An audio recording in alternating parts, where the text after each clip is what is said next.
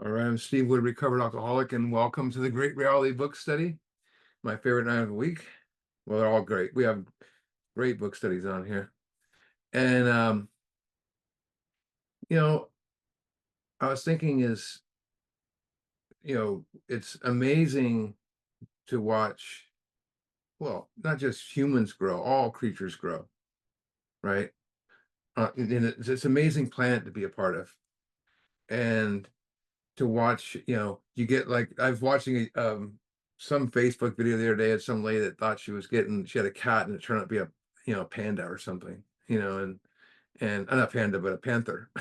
And so, but it was amazing the pictures and watching the thing grow. And I was thinking about that and how, when we get puppies and all of a sudden the dogs are huge and we get little children, they get big. But there's amazing transformations. There's one creature that really mirrors spiritual transformation, and that is this amazing oops, hold on, I'm switching my mouse over. It's an amazing, oops, what's going on here? There it goes. And it's a a creature called the caterpillar, and because it mimics spiritual transformation. And think about it, I mean, it you see it, you see one and you're like, oh, and then you say, oh, that's what it used to be. You see the butterfly and go, that's what it used to be, right? Because caterpillar goes in its cocoon and it actually dissolves into a pool of atoms, and it's letting go of its old form, and it transforms into something completely unrecognizable, this butterfly, night and day. And if it becomes a butterfly, it becoming a butterfly, it's absolute proof that something can go into darkness and become something even more beautiful and more beautiful, because they keep getting more beautiful, and if we just let it happen, it shows that anyone has the possibility to have a new way of life and be reborn again. I mean, Charles Dickens said, I only asked to be free like the butterfly. And it's kind of like what we're looking at tonight, because last week we began step 5, and that was about the casting out process. Cast out, we're casting this stuff out. It's about being reconstructed into something different. And we're going to go deeper because we're going to close out 5 and get into 6 and 7. It's probably my favorite steps to cover. And these steps are, I would say, they're misinterpreted and misdirected and ignored. And lots of people, I mean, the bold statement, lots of people I have known and around recovery relapse because they weren't given the proper guidance of 5, 6, and 7. If the directions aren't right, the recipe is not going to turn out right. So if there's not proper guidance in 5, 6, and 7, the miracle doesn't take place. And it's, I always say, people say don't leave until the miracle happens. We need to seek this miracle.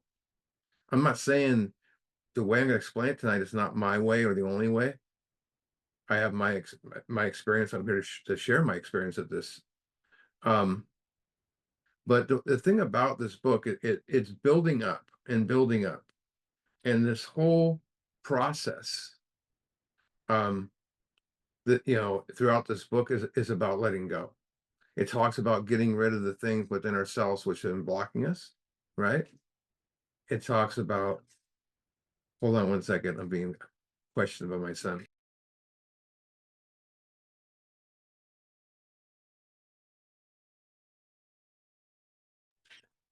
Sorry, my son jumped in and asked me to go scooter riding with his buddy. But this book talks about getting rid of things in ourselves which have been blocking us. And it talks about having, remember, it said huge emotional displacements and rearrangements, casting to one side, you know, and like, what do we hear at every meeting? The result was nil until we what? Let go absolutely. And it's mentions, and we covered it in here. I mean, we must get rid of selfishness, or what? It kills us. but there's no way of entirely getting rid of self without his aid, which means there's no way of getting rid of anything without God's aid. We got to do the work. It also mentions removing our fears so God can direct our attention to where He'd have us be. Putting our weak items in the inventory, and these are about to be cast out. Deep stuff. And it mentions also, if we still cling to something, we'll not let go.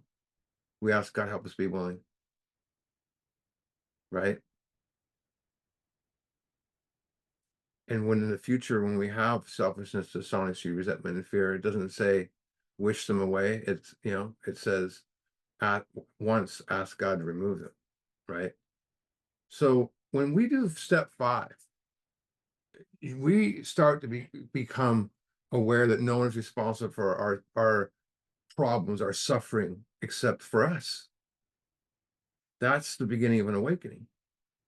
That's the beginning of a new understanding. And that new understanding, it's not going to be achieved by even attending a group like this. I'm talking about complete understanding. So studying it, reading about it, going to groups, talking about it, going to therapy, rehab, whatever it is.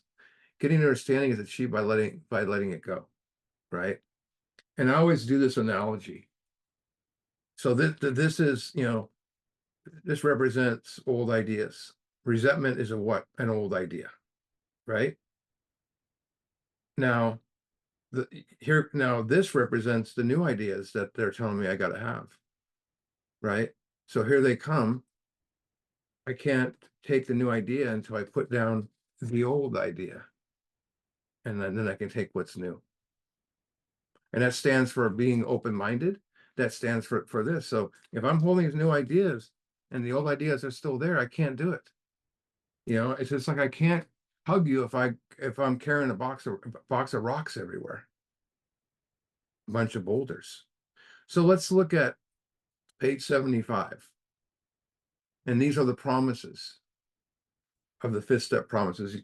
I think there's hundreds of promises in this book, and there's group of promises. We saw the 3rd step. There's they're mix and match and 4, but these 5 5th step promises, sometimes they're actually ignored. I go to a meeting, and this is what the ones we read, and we read them at the beginning of the meeting, and we read the 10 step promises at the end of the meeting, which I think is really an awesome way to do it. So page 75. So we pocket our pride. We've talked a lot about instincts in here, and pride is one of those instincts. When misdirected, turns into false pride, and I start to fear what others think of me. And how many decisions have we made based on what others think of us, or how we need to impress someone? Here they're saying we pocket our pride, we put it away. So the only way I can put away pride is by becoming aware of this. If I'm not doing 4 and 5, pride is going to be there. What I'm aware of, I can work on. I can let go. What I'm not aware of will keep controlling me. What would you like, be without, that instinct making decisions for you? Think about that. It's hard to imagine. So we pocket our pride. Illuminating. Illuminating means bring the light. We just had a spiritual weekend, and we made a path of luminaries. It lit up the whole valley. It was awesome. But illuminating means shining light on something. Illuminating every twisted character, every dark cranny of the past. Once having taken this step, so here's a condition: withholding nothing, we are delighted. So you will be delighted if you're not withholding anything.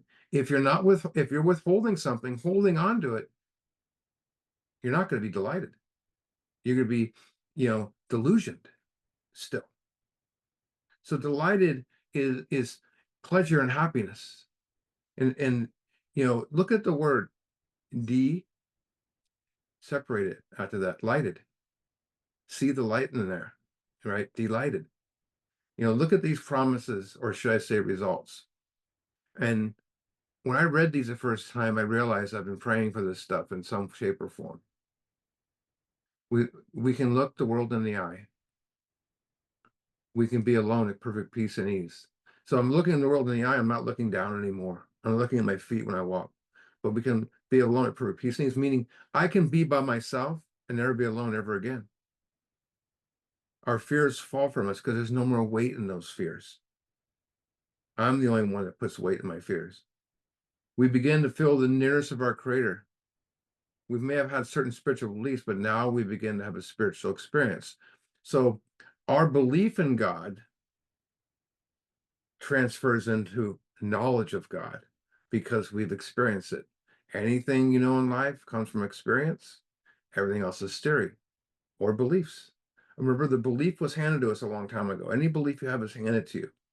When you have knowledge of God, you experience something. You've experienced God, right? So the feeling that the drink problem has disappeared will often come strongly. We feel we're on the broad highway walking hand in hand with the spirit of the universe. So that broad highway, if you go back to 46, because if someone asked me to define it before, and I like to go to 46, and where it talks about the realm of the spirit.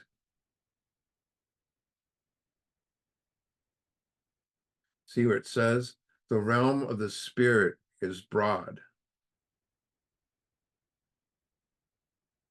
It means open, broad highway. Roomy, all inclusive, means everyone can walk on this road. Never exclusive or forbidden to those who earnestly seek. It is open, we believe, to all who earnestly seek. Meaning you can have it if you do the work. And then you don't have to go there. But on 55, it says, if our testimony helps sweep away prejudice, enables you to think honestly, encourages you to search diligently within yourself, 4 through 9. Then if you wish, you can join us on the broad highway, right? The fifth step promises tell us we have arrived. We have arrived. I'm walking hand in hand. Think of what a visually a broad, if it was an actual highway, what it would look like. It would be lane that's just open all directions. No traffic. That'd be nice. We're gonna go on the 12 and 12. And we're gonna go to 57. I'll give people a minute to dig out their 12 and 12.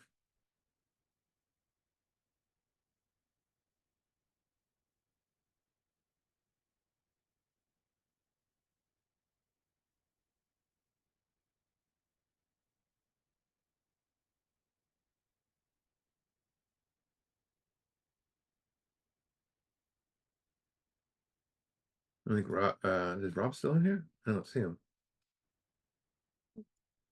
All righty. So 12 and 12, we're looking at more. I just like the companionship of these in the fifth step promises. It says, what else we likely receive from step 5? For one thing, we shall get rid of the terrible sense of isolation we've always had. Almost without exception, alcoholics are tortured by loneliness. Remember, it says we can be alone in perfect peace and ease. It means I can be alone by myself.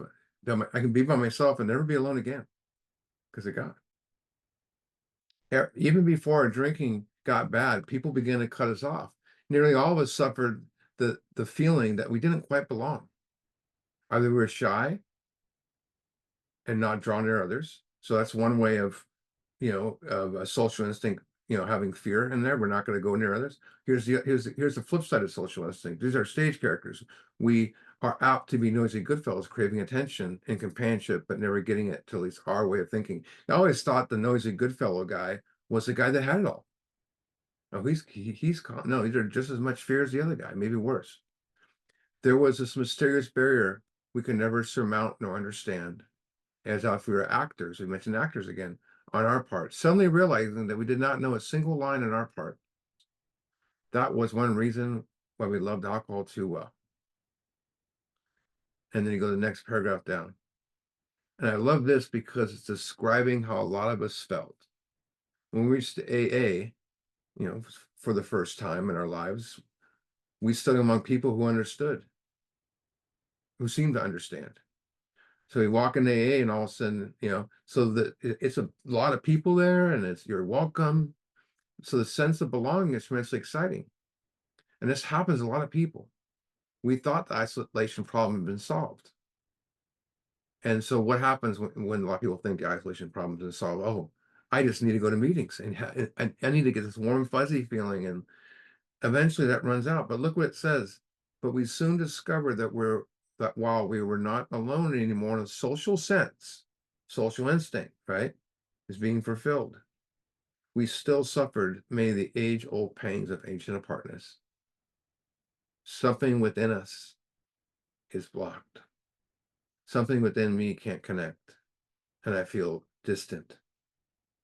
Until we talked with complete candor of our conflicts, that's one way of doing it. There's two bookends to this, and had listened to someone else do the same thing. So it's as important for someone to hear your fifth step as it's important for you to hear someone else's. We still didn't quite belong. Step 5 was the answer. It was the beginning of true kinship with man and God. When I think of kinship, another word for that is companionship. And that's a sense of closeness and fellowship, connecting to others. I'm connected to others. Proper use of the social instinct is companionship, right? I'm not getting resentful of people. I can be at ease with people. When it's misused, the opposite of companionship happens, right? We think we're better than others, like the pride thing. We worry what others think of us. We want to be recognized, and we resent others. We push people out of our lives. We harm them. So by forming companionship with God, we bring companionship where? Everywhere else. We take it with us wherever we go. That's why it says true kinship with man and God, connected to man and God. So once connected to God, 10, 11 keep us there, right? Very important. And like I said, where it says complete candor of conflicts, my sponsor told me, I'll hear your fifth step, but you got to hear someone else's. And the longest promise I've kept over almost 25 years. And I said this many times, you will never get a true, full understanding of the steps until you take someone else through them. I mean, it changed it just when you think the steps, you understand them, it just balloons them up bigger. So we're on page 75. It says, back to the book, big book. It says, returning home, we find a place where we can be quiet for an hour. So we mentioned the caterpillar. I mean, it goes in its cocoon to transfer to something new, right? But for us, we're not retreating to a cocoon. After we have done our inventory, discussed it with another and God, we retreat to a place where we can be quiet for an hour, so we can let stuff go. So as returning home, find a place to be quiet for an hour. So there's a time frame in there. Returning home from what? Our fifth step. Don't go home and make a pizza. Don't go home and do the laundry. Don't go home and all of a sudden got to drive the kids all these places. No, do it right away, because it wears off. Drama can happen. So I tell my sponsees, have time set aside well into the night for this. Have someone to do stuff for you. Don't wait. I know some people wait a week, and it's do it right after.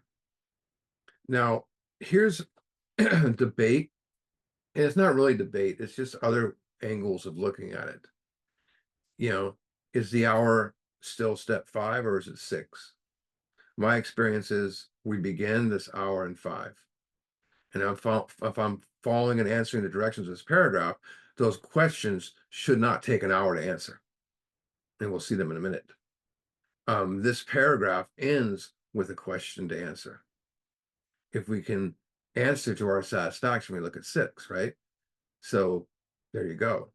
So from my experience, if you answer the questions here, you're at 6. Don't stop. The hour concludes with the 7-step prayer. So is the way I'm going to present it here. So, and again, it's not my way. I didn't invent it. It's not my spin on things. This is just the way I was taken to the steps. And it's pretty much the same, in the same line as I learned from Joe and Charlie. And not saying again, that's the right way. It's just my experience. I'm not trying to change the way you do it. Hold on, I gotta open up the fly. So, the thing is, hold on a second. I gotta get myself set up for what I'm gonna show. So returning home, it's very interesting verbiage there, because returning home isn't that we're trying to return, to the home we used to be. We're going home again. We're going to where we want to be. So returning home from a place, being quiet for an hour, carefully reviewing what we have done, so that's 4 and 5. We thank God from the bottom of our hearts that we now know him better than to say believe in him more. So knowing comes from direct experience with God. So we thank him from the bottom of our hearts. We now know him better. That my sponsor told me to say that every morning for like 4 months. That was my morning prayer. And taking this book down from the shelf, we turn to the page which contains the 12 steps. Carefully reviewing the first 5 proposals, we asked if we omitted anything. So omit means to leave out, forget, overlook, pass by. It's if I need to go tell someone something important and I choose not to do so, I've omitted what I need to say, and it's not going to point, not.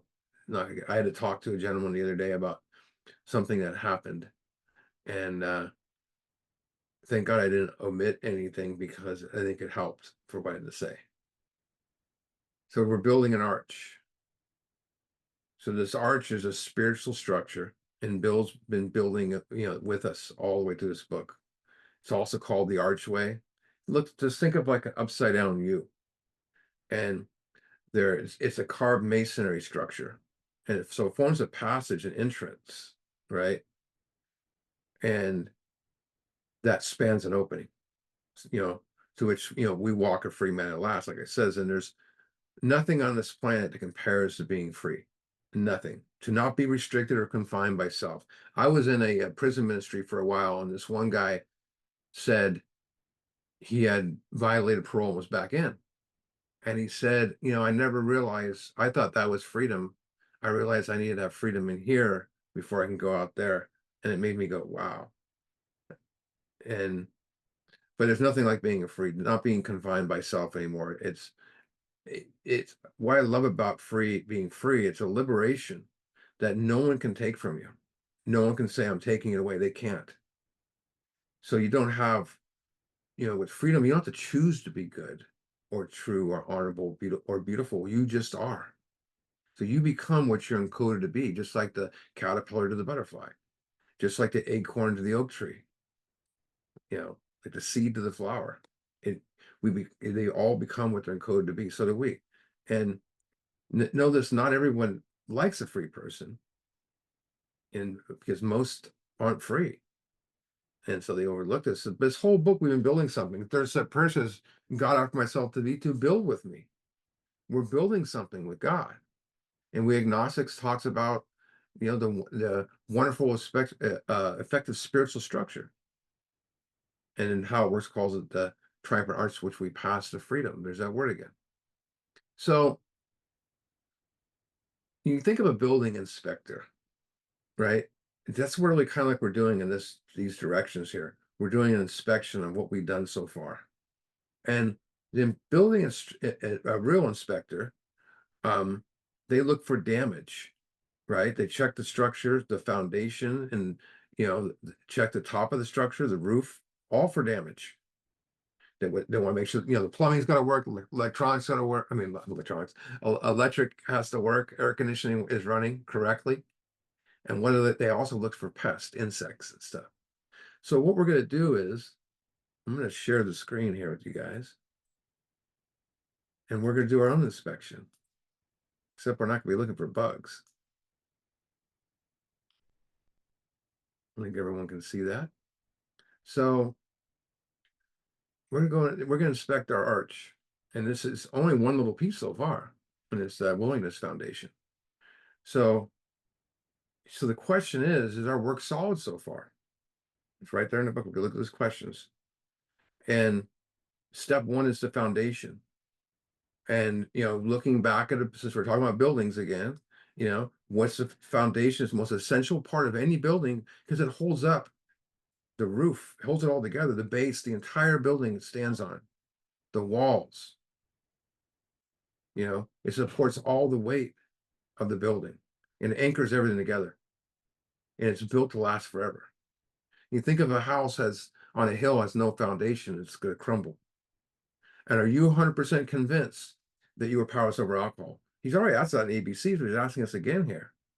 Maybe I can drink, maybe I can't. No lurking notion. That's why step one's the most important step. The only step we got to do 100%. It's the only one we have to understand 100%. Is your foundation solid? Is your foundation strong? That brings us to the second question.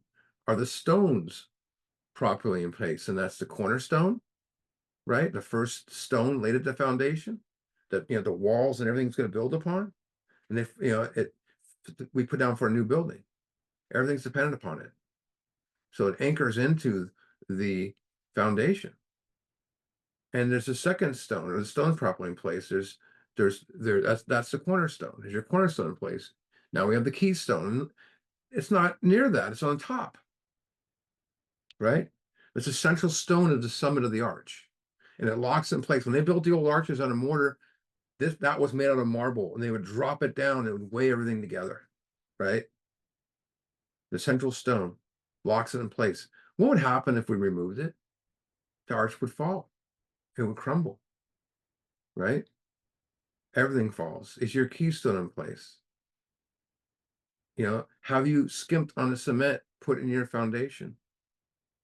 This, cement's mentioned on 17 and stuff for the common problem, but also mentions the common solution 4 through 9. And I think what he's saying there, have I withheld anything in 4 and 5? Right? And have we tried to make mortar without sand? Have I left something out where this can crumble? So I'm really looking at this arch. Now, the archway, if it's built like a puzzle. And it's when they make the blocks, they're called brassoirs, and so they make them so they kind of jiggle, almost like the way that knuckles can fit together, right? So they're called brassoirs. And now that's what anchors it together. So each piece, each stone has its own unique aspect about it that helps it grow to the other stone, right? Now, I'm done with my inspection. I'm going to remove any damages in this arch. I'm looking at 6 and 7. Is there any damages done here? Do I need to repair anything in this arch? 8 and 9. Now, how do I maintain it? Right? How can I grow with it every day? 11, 10, 11. And page 97 says what? Helping others is what? The foundation stone of recovery. There it is. Helping others. It links it all together. And that's the triumphant arch which we walk to freedom. And it's good to look at that. It's not something we really do when we do the steps necessarily, the arch, but it's good to see it and understand it. It's good for, yeah, I get it. Or it's good for, oh, I want that, right? I'm going to close that out. So now, remember I said, we're in an hour. And now, if you can answer to our satisfaction, we look at step 6. We have emphasized wellness as being indispensable. Are you now ready to let God remove all the things we've admitted are objectable?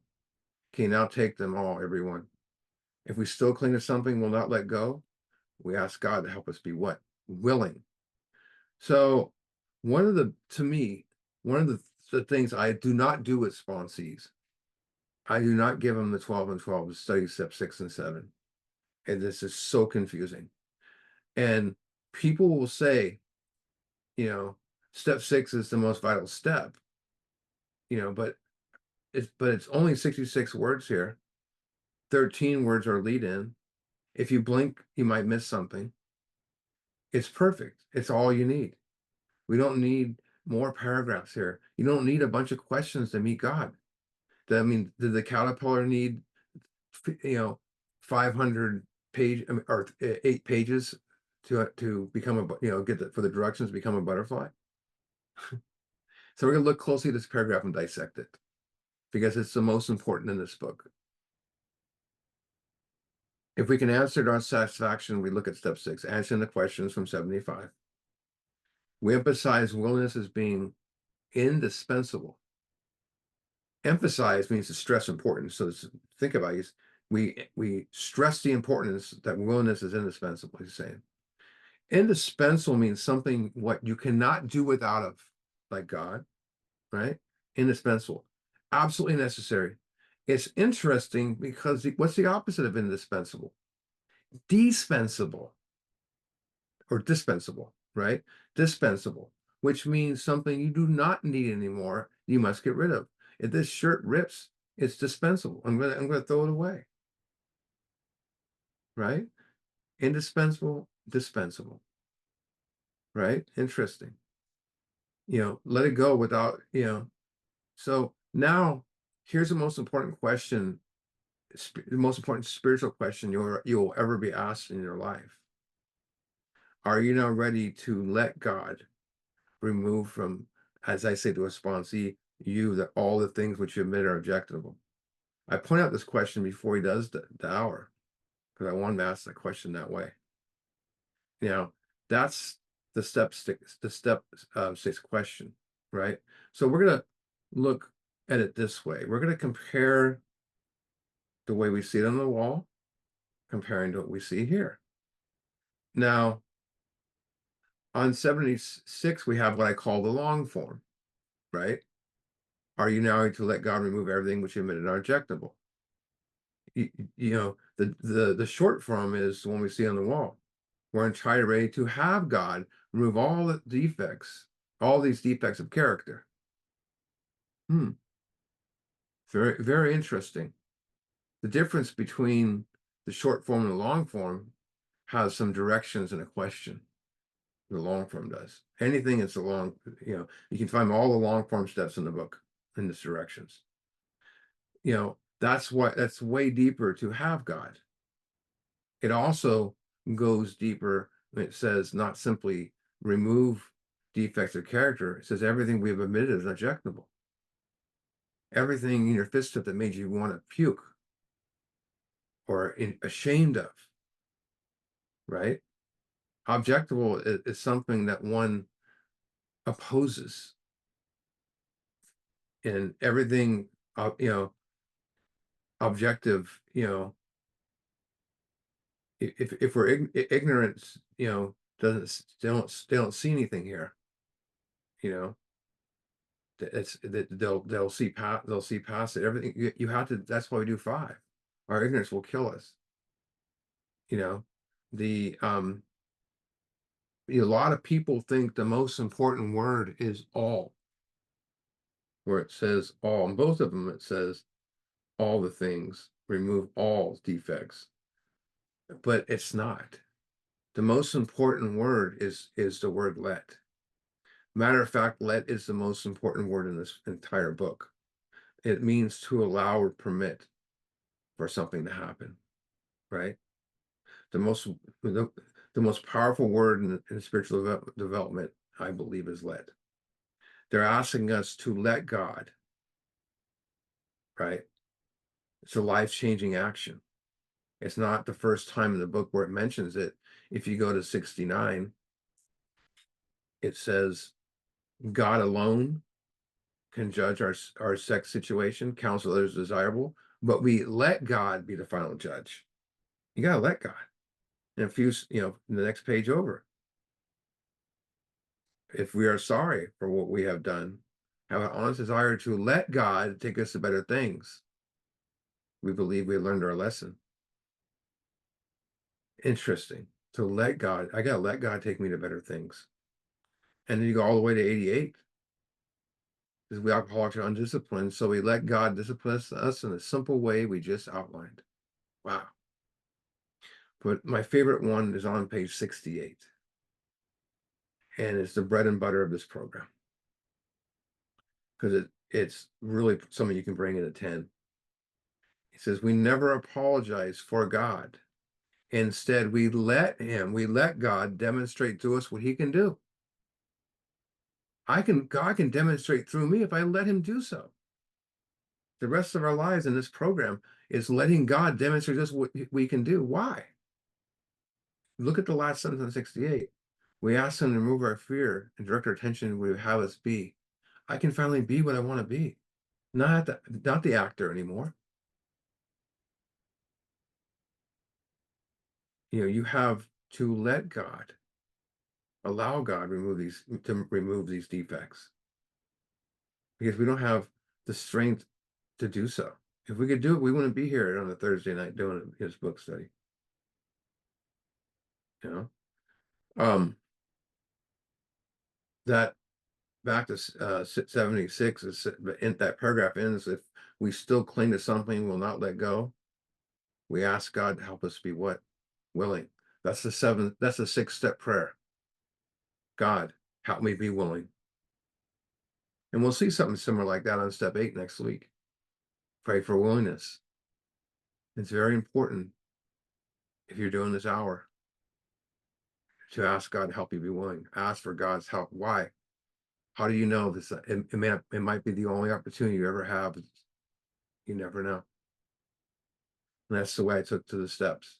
And my sponsor told me, you go to this hour, really take to it, because you never know if you may not have another chance to do this. And I've watched people not have other chances to do it. So it's all about letting go and letting God. Letting go and letting God. It's relinquishing our ego attachment to fear and resentment, of course. So when we become one with God, you become more like God, less like the ego. So I'm not feeling like I'm separated from everything I do.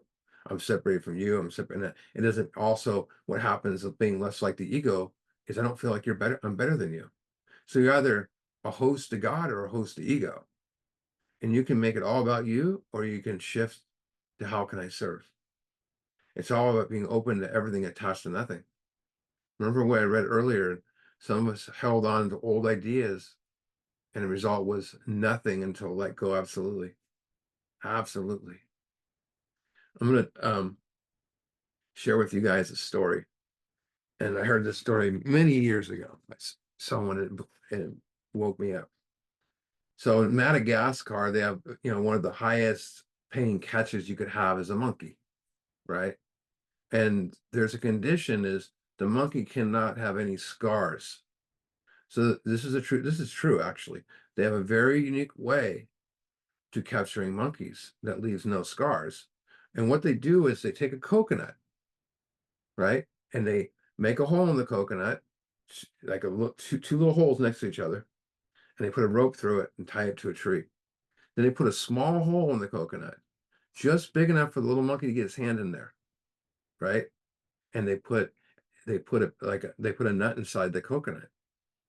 And the trapper goes on his way for hours to do the things. And the monkey, comes around and he smells the coconut, puts his hand inside, but he cannot pull his hand out because he wants that nut. It cannot get its hand out because it's bigger than the hole now. So it starts screaming. The trapper hears the scream and he kind of smirks and goes, "Ah, I got one." Takes his time to get there. And the monkey screams louder and louder. Why? Because he's seen this trick before. But still doesn't realize that, he's not letting go. For someone who's seen it happen over and over again. Then, you know, think about what's around him. He looks and he can see the female monkeys and the beautiful jungle and bananas and everything he wants. Freedom. Will not let go. Trapper walks up with a bag, throws over the monkey's head. Out. Can I go to Lucas and this one? Yeah, you going to Lucas? Okay, bye. No more. Thank you. Sorry. Got a 10-year-old, 11-year-old. So it's got all these, it will not let go. So the trapper takes the bag and puts it over the monkey's head, game over. All because it won't let go. It gives up all its freedom. And I just read this recently. Sometimes they put 10 coconuts together around the tree. And there's a nut in every one, and they get 10 at once. And even more crazy is the monkey's been watching this trick for years. And they watch each one get scared and each one get bagged, and they still won't let go of the nuts. Are we any different than those monkeys? It's not just monkeys who get trapped by holding what they won't let go of. We're unwilling to let go of the trap of resentment, fear, guilt, We hold on to it even though it works against us.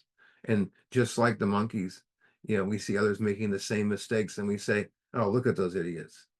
And we're doing the same thing. And we hold on to what's worthless. All we have to do is let go. I'll share a slide with you guys. I found this the other day. I'm not letting go. And these guys handing the coconut. And you can actually find the YouTube video where it's the actual real deal. And it's amazing to watch them go crazy, you know. But letting go, it's about change. And you have to realize that you can have something better and you have hope. And we do that so we can fly. Just like in the hot air balloon. I went to the hot air balloon races in Reno some years ago. And they're all lying on the ground. They let them all up at once and go. And they all throw what? The sandbag out and they take off. People want to hold on to something and wonder why they don't fly. And that's the thing. And, people ask all the time, how deep do I need to go in step 4? That's between you and God. But the analogy I like to use, if you take a basketball 3 feet underwater and let it go, it barely pops up out of the water. Well, what happens if you took it 100 feet underwater, 200 feet underwater? It shoots out like a cannon.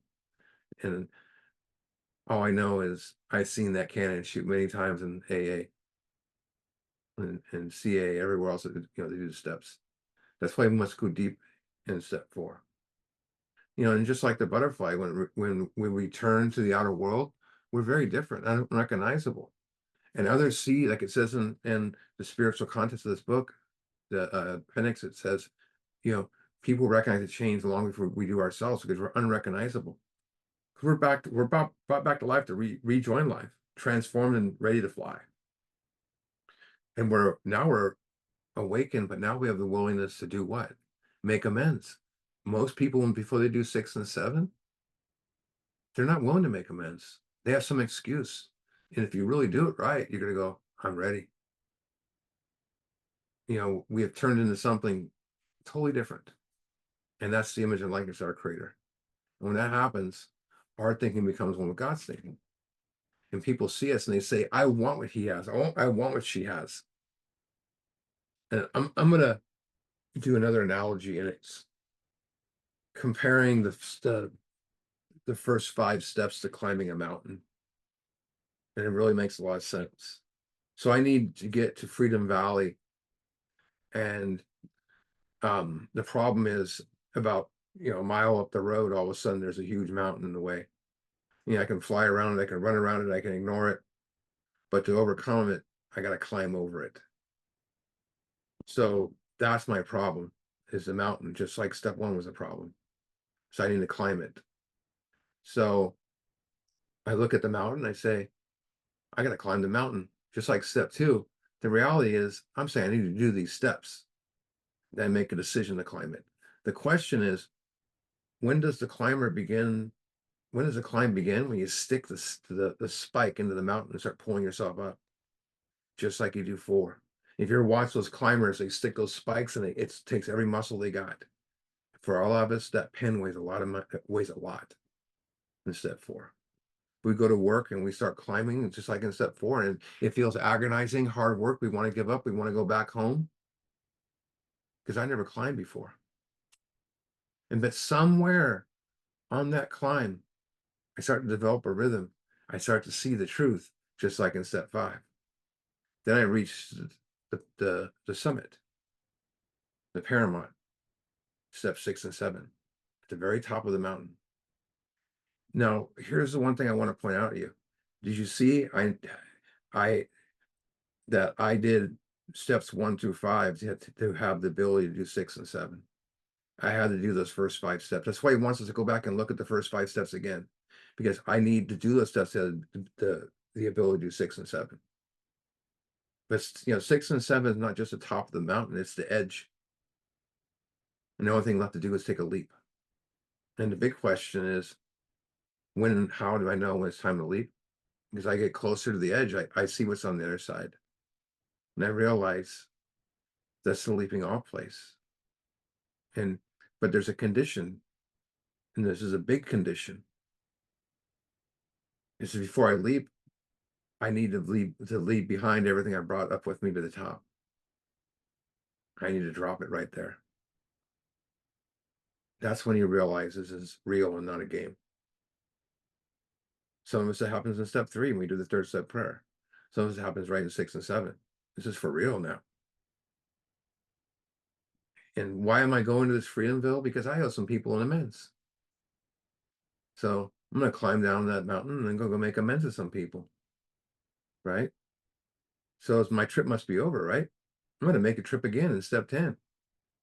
Meaning, I'm gonna do it more and more. And I'm gonna, I'm gonna get I'm gonna understand the meaning of the trip and the meaning of the mountain, the meaning of life. I'm gonna do step 11. But when I start going over it again, I'm gonna bring people with me. Step 12. But here's the truth. Most people never get to step 6 at the top. Why is that? Because they get distracted along the way. How many times have we seen someone get distracted along the way? Oh, I got a job now. You don't understand how many hours. I don't have enough time to do this 4th step. I don't have time to make meetings every week. That guy's wrong. That person's wrong. My good friend Howard has a great meeting called Window of Opportunity, and I've used that term for years. There's a short window of opportunity we have with these people. Get them while they're hot, because you could sit there with them and they'll be willing to jump into a dirty swimming pool to get sober if it makes them sober. But then wait a week, 10 days, and come back and they go, that water is really dirty. I might get sick. I might get hurt from diving into it.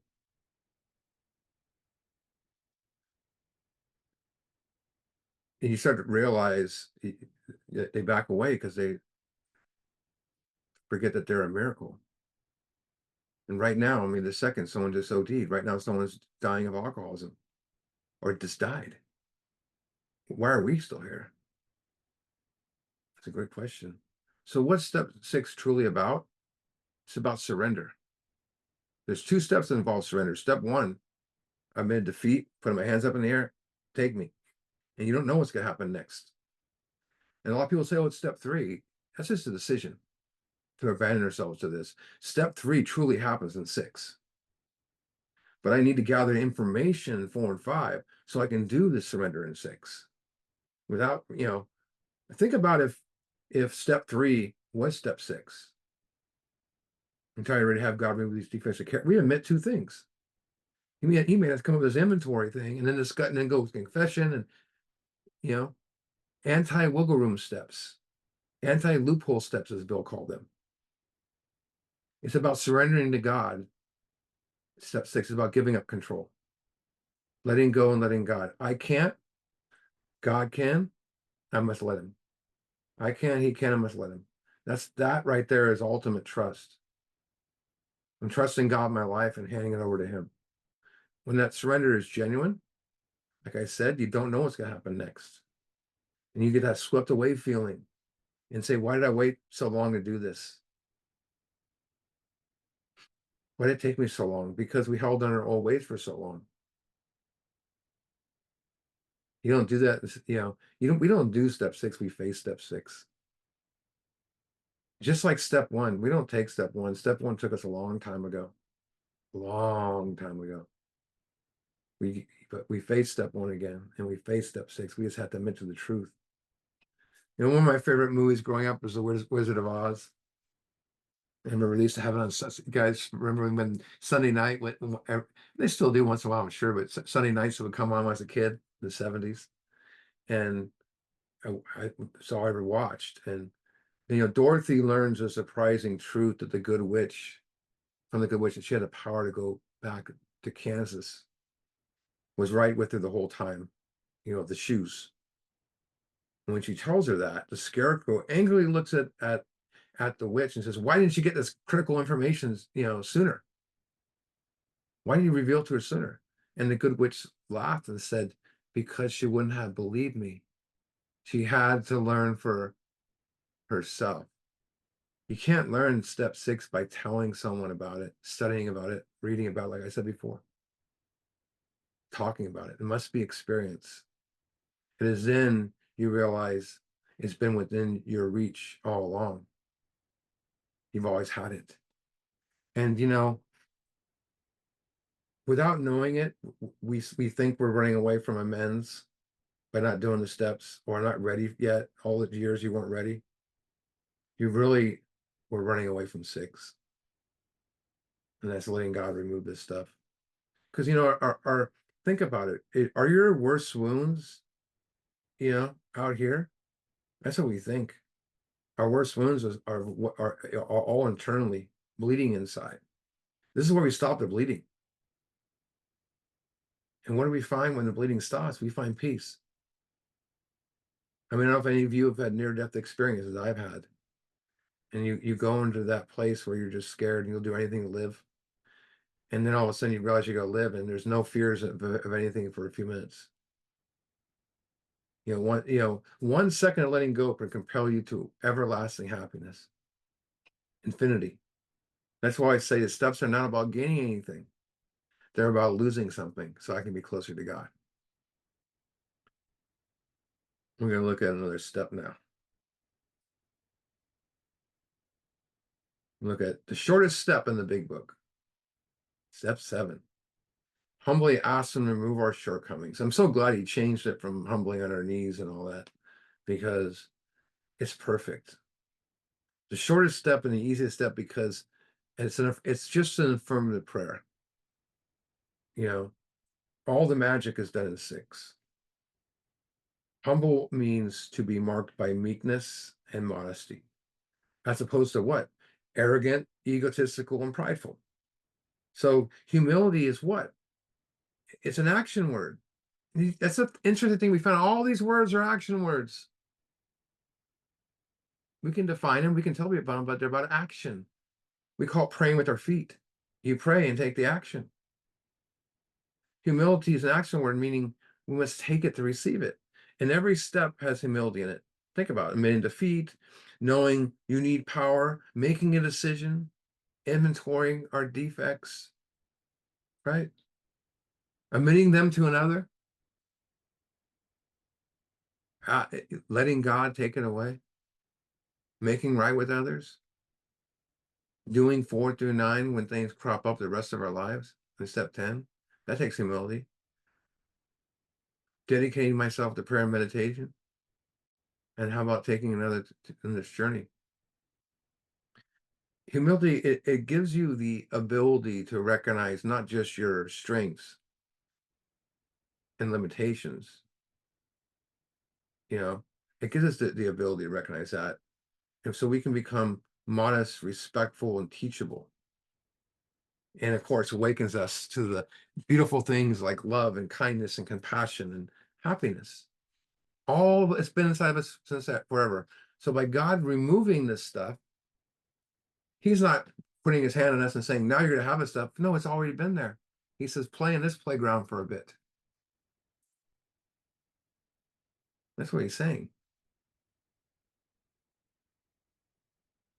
It gives us the ability to not see ourselves as better than others, looking down on others. Instead, we recognize the quality and talents of another person. So plain and simple, humility is understanding who you are before God. And that's conversations between you and God. So it takes humility to see what stands between you and God. It takes even more to let it go. That's when we recognize that God has always been with us and how blind we've been. We know who we truly are. And most important, you realize I'm not dumb and I'm not smart. I'm not a winner. I'm not a loser. I'm not ugly or good looking. I'm not right or wrong. I'm not first or last. I'm not happy or sad. I'm just Steve. That's all I want to be. But most important, I am not flawless. Now, am I not the most important object in this universe? So humility has shown me that I'm very finite. There are a lot of cracks in my armor. But God's infinite with no cracks in armor. So which armor do you want to wear is my question. The one with cracks or the one that doesn't have cracks? You know, what I love about the 7-step prayer is that God takes all of me, good and bad. You know, growing up in the church, I always thought you couldn't take, you know, couldn't go to God unless it was, you know, unless I was perfect or good. This was just my issue. I didn't have to be a good person to go to God. I never knew I could bring my imperfections to God.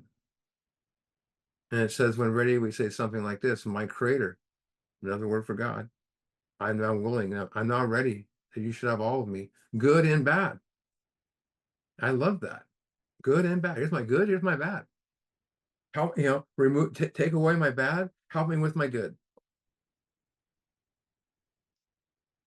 I pray that you now remove from me every single defect of character which stands in the way of my usefulness to you and my fellows.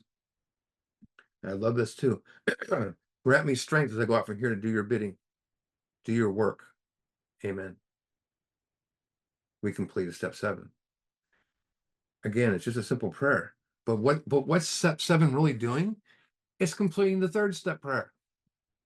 That's why there's no amen at the end of the 7th step. I mean, there's an amen at the end of the 7th step prayer, and not an amen at the 3rd step prayer. It means agreement. So in essence, the third, from step 3 all the way to step 7, all the action between is just one long prayer. 4 and 5, 6 and 7 is just praying with our feet, taking action. Remember, page 84 says we enter the world of the spirit. That's the broad highway again. The world of the spirit is an open door, and Sandy Beach used to say, anyone can enter. With one condition, you have to leave your world at the door. You can't bring your world into the world of the spirit, because then it's the world of the ego. And we wonder why, what happened? All of a sudden it's all disappeared, because you're taking your world into the world of the spirit. That's why many do not enter this, and because they don't want to bring their world into it. They want to hold on to certain things, sneak them in. So we must trust God and leave our world at the door. So we either enter it or we don't. There's no middle ground. There's no kind of, I'm not going to sneak something in my shoe and into the world of the spirit. You know, the reason we have experiences in 6 and 7 is because when we let God, we let go, same thing, let go, let God, we shift away from ego, and it's built in, you know, the insecurities that come with it. And it creates that nothingness, a place where the mind is clear. Even if for a few seconds, it's called inner peace. In a matter of seconds, the complexion of the universe changes, returning us to our true nature, the new, you know, outlook on life. And we start asking ourselves questions like, who am I? It's an internal question. Who am I? I was a bad person. I was this, I was that. Now I can say, I'm awake, I'm selfless, I'm loving. What am I? I always knew what I was. I'm Steve. I have friends, but now I'm a sponsor, I'm a father, but I bring a different person. I bring God with me to that. And then why am I here? That's a question, you know. Now do you see why I always say, again, the steps are not about getting anything, they're about losing stuff. So, excuse me, I have bad allergies. So when I did my 5th step, I left some things out of my 5th step. I thought it went so well. I went 7 hours. And, you know, I brought all my stuff because I tried this so many times and I could never get past 4. Really, I can never get past 3. And I left 2 things out. And you know, I went and did the hour afterwards, but my sponsor drove me home 30 minutes away. And I sat for that hour and nothing happened. It reminded me when I was growing up Catholic, we did confirmation where the Holy Spirit goes to awaken in you, and everyone was crying, and I was like, I always had huge expectations. But the truth was I wasn't letting anything go to have it happen. So that's how I had this idea that, what this new God within might be like. And I had an old idea of this God in the clouds. And what I needed to do was wipe the table clean of both and not have any expectations. And I called my sponsor back and I said, I got some things I need to tell you still. And he drove 30, 30 minutes and 30 minutes back to his house. And we talked at 3 o'clock in the morning. And one of them was, you know, that I was violated as a kid. And he looked at me and just in true sponsorship fashion and just said, what did your parents think? And I said, they didn't believe me. And he goes, oh, now I see why they're over your four-step. And I just thought it was that they were mean. I knew why I held on to it. So now I had something really to take into step 6 and 7. And then I could not go that deep without this process. And I walked in there and I went to the hour and I dropped to my knees and I just said, I'll do anything. Anything. I was like yelling it out. And and when I yelled anything, I just closed my eyes and I felt this.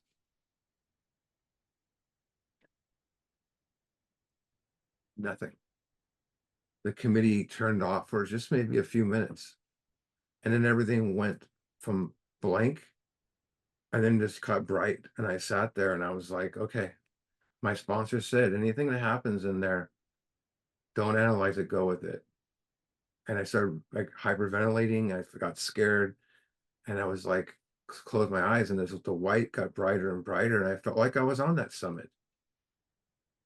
But I sensed the pain that I put everyone through, especially my parents.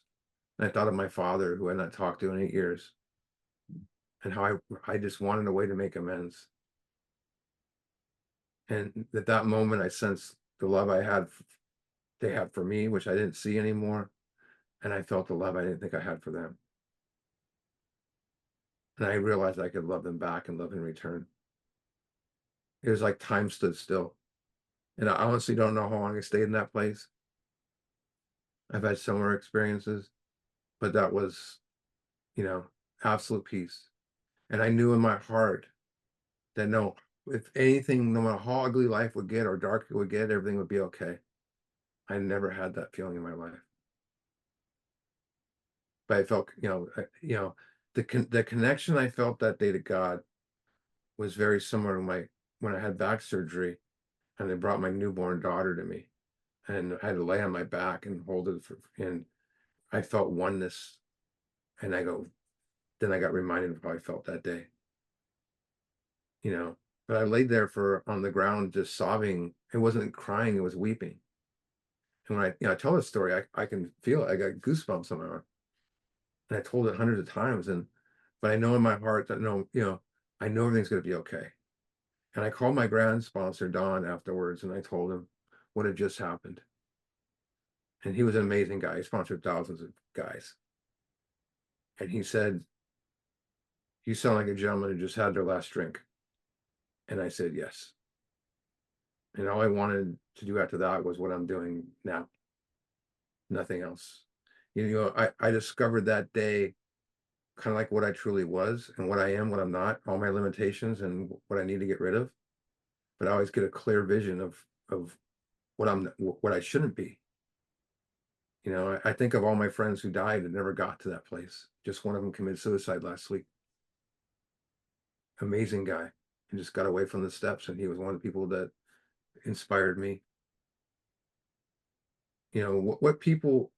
When people hear amazing 6 steps experiences, they sit there and they go, what's this guy talking about? Or come on, oh, he's exaggerating and it's weird. All they have is theory. And why? I'm going to show you guys a picture. And this is why.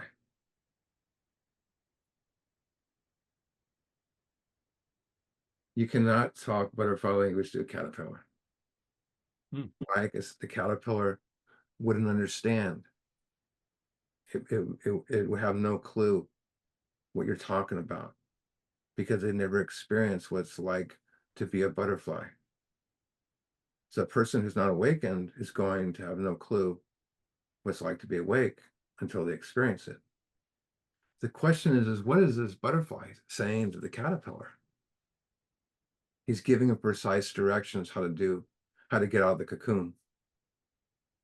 And that was kind of like my aim tonight, was to explain the precise directions how to do 5, 6, and 7, with the hope that someone gets hope, and hope someone in here said, I know what exactly he's talking about.